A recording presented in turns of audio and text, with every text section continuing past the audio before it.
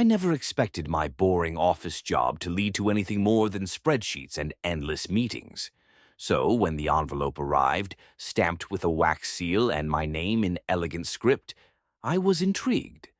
The invitation inside was for a private gala at a remote mansion. It promised an evening of elegance and mystery. Curiosity got the better of me.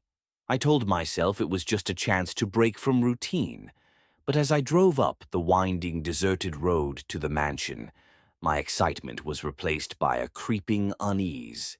The mansion loomed ahead, its windows dark and vacant. I shrugged off the chill crawling up my spine and parked. The door creaked open before I could knock. A servant in an old-fashioned uniform greeted me with a knowing smile. As I stepped inside, the air grew colder.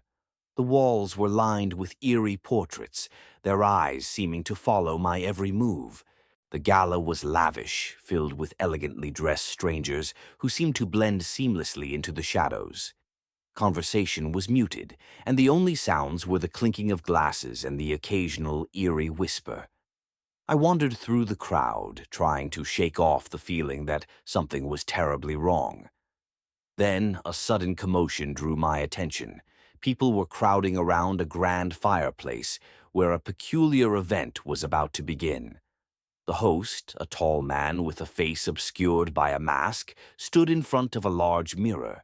As he began to speak, his voice echoed with an unsettling resonance. "The time has come for us to reveal the true nature of our gathering," he intoned. "Tonight, you will witness the unveiling of the mirror's secret."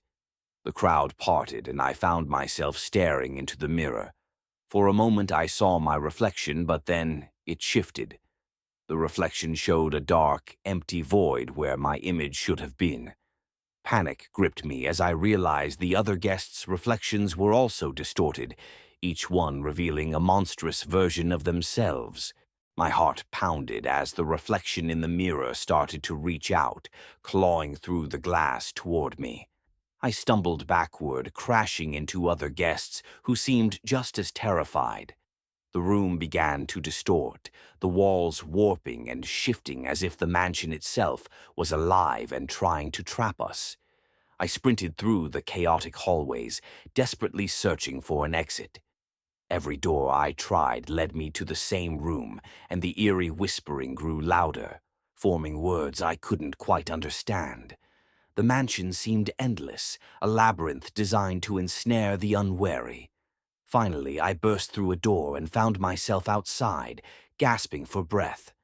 The mansion was now shrouded in an unnatural fog, its silhouette barely visible.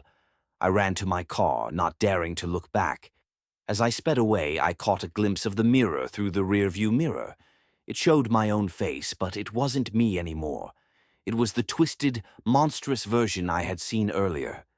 I'm still not sure what happened that night, but I know one thing for certain. The mansion is still out there,